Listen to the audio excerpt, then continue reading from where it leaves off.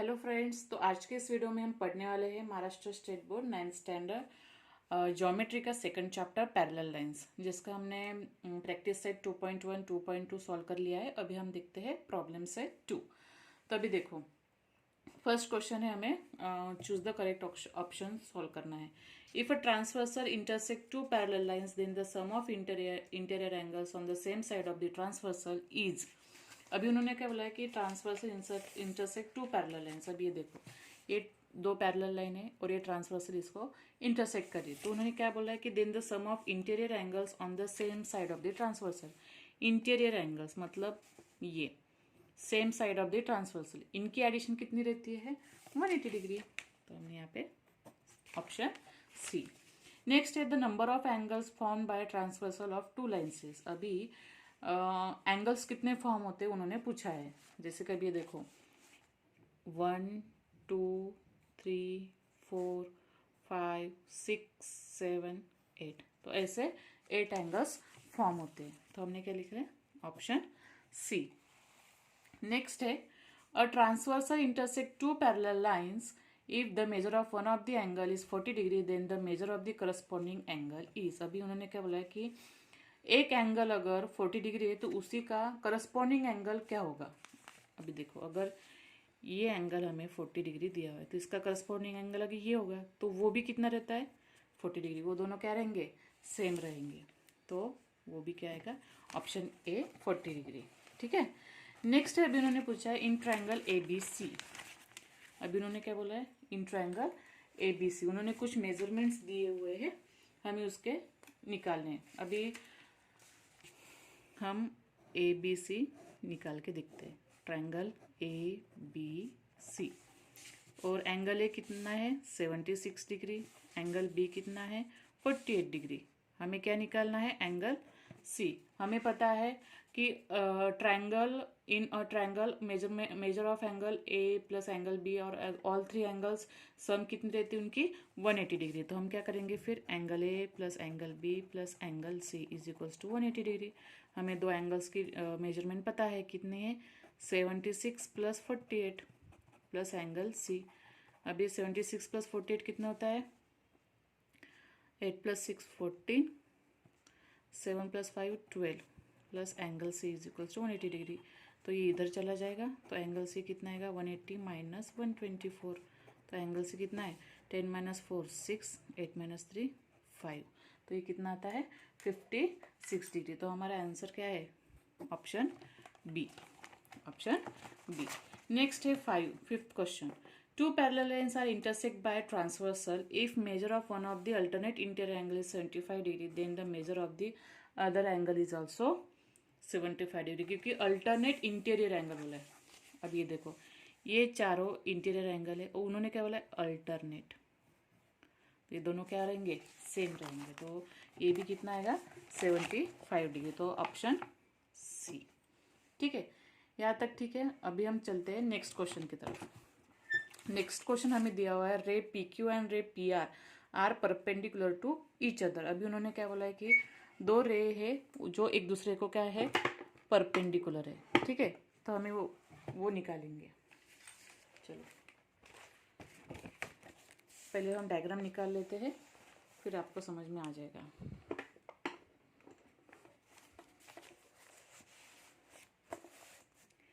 रे P R और रे पी क्यू। तो पहले रे पी क्यू निकाल लेते हैं। पी क्यू और पी आर रे बोला है तो हम क्या करेंगे? एरो निकाल लेंगे। ये हो गया पी क्यू और ये पी आर। ये दोनों क्या है? परपेंडिकुलर बाइसेक्टर है। नेक्स्ट क्या उन्होंने कंडीशन दी है कि points B and A are in the interior and exterior of Q P R. मतलब पॉइंट बी और ए, मतलब बी क्या है? इंटीरियर एंगल है। देखा, ये देखो, पॉइंट बी इंटीरियर है क्योंकि रिस्पेक्टिवली है। ठीक है, तो हमारा क्वेश्चन क्या बनेगा? Point B is an interior angle of Q P R और ए एक्सटीरियर। तो हम क्या करेंगे फिर? वैसे ही तो एंगल ए हमारा क्या है? एक्सटीरियर है, तो इधर निकालेंगे। क्यू पी आर का बोला है उन्होंने। ठीक है, तो ये इधर हो जाएगा। ये एक्सटीरियर हो गया हमारा। और बी क्या है? इंटीरियर है तो वो अंदर हो जाएगा, मतलब ऐसे। इतना इजी है, ठीक है। तो ray P B and ray P A are perpendicular to each other, मतलब कौन से, ray P B and P A, मतलब ये ऐसा आएगा, ठीक है। ये दोनों एक दूसरे के क्या है, परपेंडिकुलर टू ईच अदर है। तो हमें क्या निकालना है अभी, pair of complementary angle, pair of supplementary angle and pair of congruent angle. तो अभी हमें इस डायग्राम्स के को लेके ये सब सॉल्व करने। तो पहला कौन सा करना है हमें, पेयर ऑफ कॉम्प्लीमेंट्री एंगल। तो पहले हम वो सॉल्व कर लेते हैं, pair of complementary angle. Complementary angle means what, addition of two angles is 90 degree. A pair of complementary angle. अभी कॉम्प्लीमेंट्री एंगल मीन्स व्हाट, जिनके एडिशन 90 डिग्री होते हैं। अभी हमें एक एंगल पता है जिसकी एंगल कितना है, एंगल क्यू पी आर की क्या है, एंगल मेजरमेंट 90 डिग्री है। तो angle Q P R is equals to 90 degree हम लिख लेंगे, ठीक है। और angle B P A Q, ये दोनों, जैसे कि ये देखो, ये और ये क्या है, दोनों 90 डिग्री है। एंगल बी पी ए ये हमें गिवन है, ये हमें गिवन है। अभी हमें क्या निकालना है कि ऐसे दो एंगल्स के एडिशन जिनकी एडिशन क्या है, 90 डिग्री है। तो जैसे कि अभी ये आप भूल जाओ, ये आप भूल जाओ, ठीक है। तो आपको यहाँ पे क्या दिख रहा है, एंगल क्यू पी आर में दो एंगल दिख रहे हैं, जैसे कि ये और ये। तो इन दोनों की एडिशन क्या आएगी, 90 डिग्री आएंगी। और अगर इसको भूल जाए तो ये ऐसा दिख रहा है, तो यहाँ पे भी दो एंगल्स ऐसे आएगी जिसकी एडिशन बी पी ए क्या आ रहा है, 90 डिग्री आ रहा है। तो हमें ये दो पेयर लेने हैं। कैसे लेते हैं चलो देखते हैं। Angle Q P B, angle Q P B plus angle B P R, angle B P R या फिर आर पी बी भी ले सकते, is equals to what, Q P R is equals to what, angle Q P R. Angle addition property हम बोल सकते हैं उसको, एंगल एडिशन। तो एंगल क्यू पी आर कितना दिया हुआ है, 90 डिग्री। तो ये क्या आ गए, कॉम्प्लीमेंट्री आ गया दोनों की एडिशन।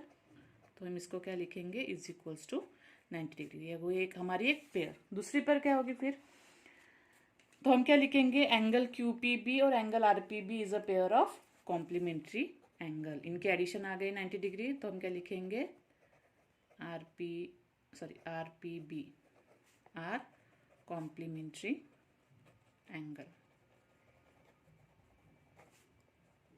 एंगल्स। अभी दूसरी पेयर क्या होगी, सेम अभी बोला ना, angle B P R plus angle R P A, angle B P R plus angle R P A is equals to angle what, B P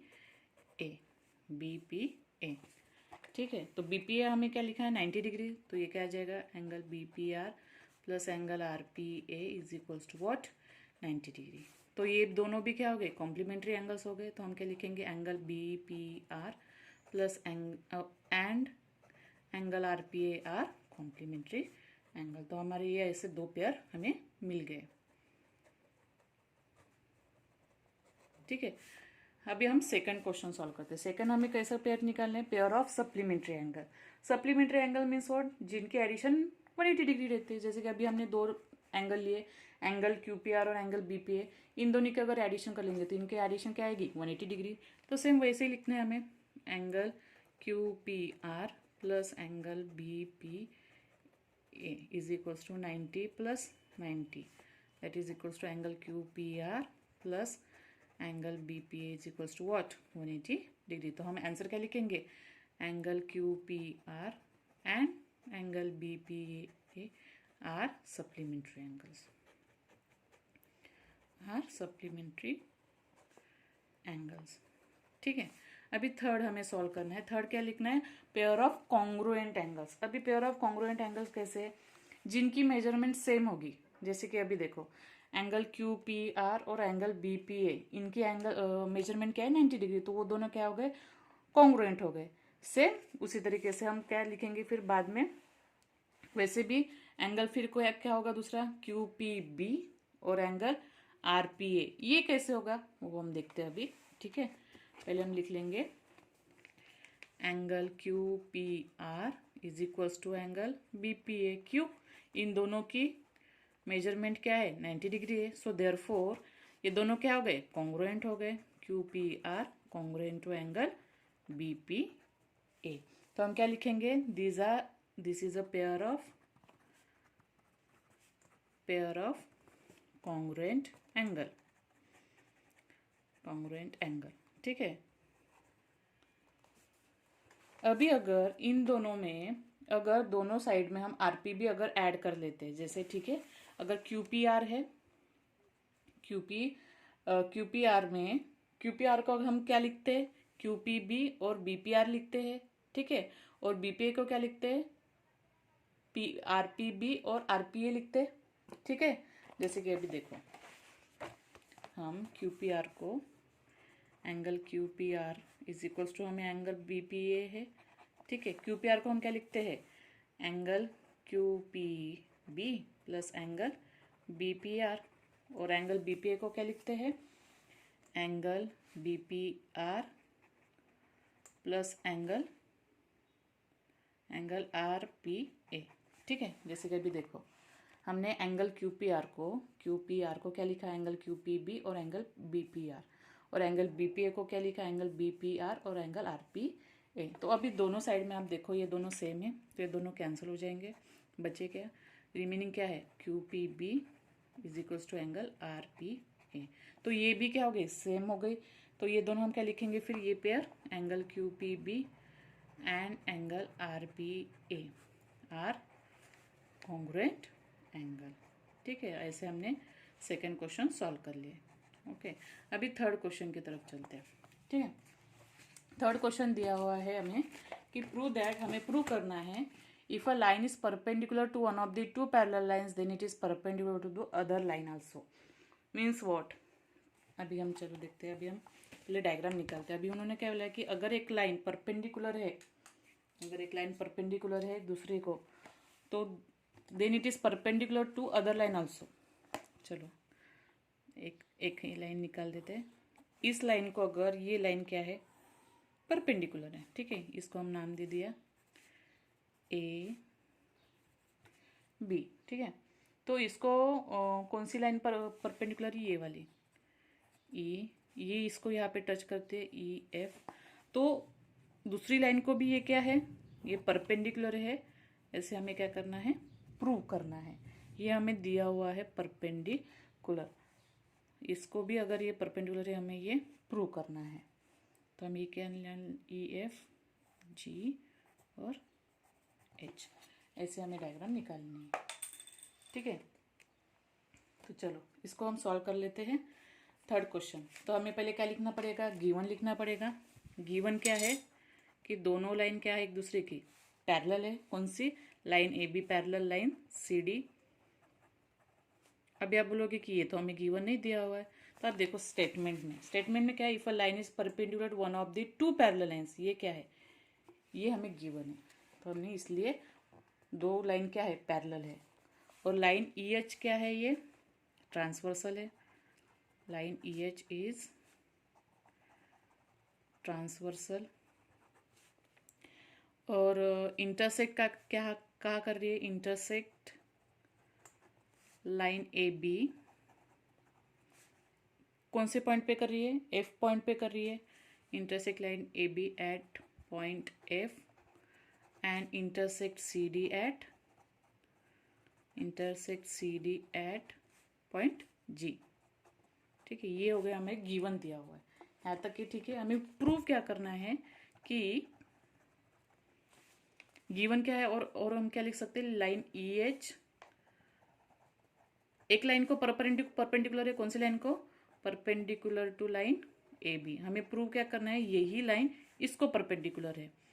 line E H perpendicular to line C D. ठीक है। अभी proof में देखते हैं। ठीक है। अभी ये प्रूफ करने के लिए हमें क्या करना पड़ेगा कि हमें पहले ये प्रूव करना पड़ेगा कि करस्पॉन्डिंग एंगल्स आर इक्वल। तो चलो देखते हैं। जो गिवन है उसी से स्टार्ट करते हैं हमें। ठीक है। क्या गिवन है हमें? Line E H perpendicular to line A B ठीक है। तो ये अगर परपेंडिकुलर है तो एंगल क्या हो गया, angle E F B 90 degree हो गया, angle E F B is equals to 90 degree. तो हम क्या लिखेंगे, गिवन, अगर ये 90 डिग्री हो गया, बट हमें गिवन क्या है, और line A B parallel to line C D, और लाइन ई एच क्या है, ट्रांसवर्सल है। हमें यहाँ पे दिख रहा है कि angle E F B congruent to angle F G D. क्यों, अगर दो लाइन अगर पैरेलल है और ट्रांसवर्सल है तो ये दोनों क्या होगी, कॉन्ग्रुएंट होंगे। तो हम वैसे लिखेंगे, line A B parallel to line C D and line E H is transversal, therefore ये करस्पॉन्डिंग एंगल किसका होगा, इसका होगा। ठीक है, तो हम क्या लिखेंगे, angle, therefore angle E F B congruent to angle F G D, why, corresponding angle, corresponding angle अगर ये कॉन्ग्रुएंट है तो ये दोनों क्या होंगे, मेजरमेंट भी क्या होंगे, इक्वल होंगे। Therefore angle E F B equals to angle F G D. ठीक है, फिर ये कॉन्ग्रुएंट है तो इसका मेजरमेंट क्या है, ये तो राइट एंगल है, ई एफ बी क्या है, राइट एंगल है। Angle E F B is equals to 90 degree from 1। So therefore angle F G D भी क्या होगा, 90 डिग्री होगा। अगर ये एफ जी डी 90 डिग्री है तो क्या होगा, फिर ये लाइन इसको परपेंडिकुलर है। Therefore line E H perpendicular to line C D. तो ये हमने प्रूव कर लिया। ठीक है, तो इतना ये इजी था। चलो अभी फोर्थ क्वेश्चन देखते हैं। फोर्थ क्वेश्चन भी बहुत इजी है।